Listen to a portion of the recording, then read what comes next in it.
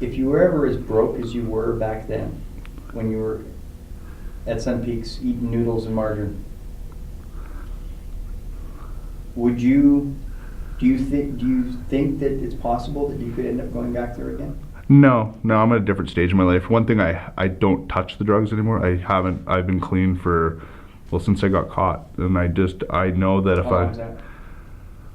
what month we're at, the end of November? So about 13 months without touching it, which I mean doesn't sound like a long time, but when you're actually an addict, and I mean, like, I'm not an addict that's like, just, it's funny. I didn't do it every day, but when I didn't have it, I craved it. So I know I had an addictive problem with it. And the other thing is I couldn't just do one. If you put one in front of me, I'm there for 2 days. I'm not answering the door, I'm hiding in my basement, and I'm getting high. And that escalated, because in the beginning it wasn't like that. It was fun. It was a really fun drug to start, a bunch of friends over, party, you're all bullshitting, deep conversations and stuff. Next thing I know, like, it's not like that anymore. It's like a very antisocial drug for me, and I just want to be left alone so I can get high. So, and I realize that now, so it's now, I don't want to be anywhere near the stuff, because it's just, I know it'll grab me again. I know it'll grab me again, because It's been 13 months Yep. that you've been clean. Prior to this, what was the longest time you'd ever been clean? Well, the problem is even when I wasn't doing it, I was still handling it, and I wasn't using gloves, and I was busting stuff up, and I didn't realize, but I was getting high.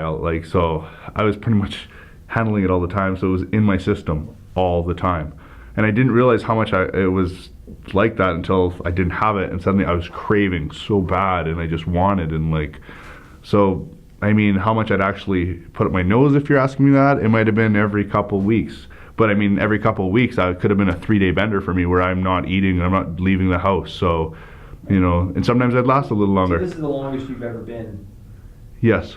free and Clean. clear of... Yes, it has. Okay. And that's and it's I've actually clean living now. Like, I eat clean food. I don't drink anymore.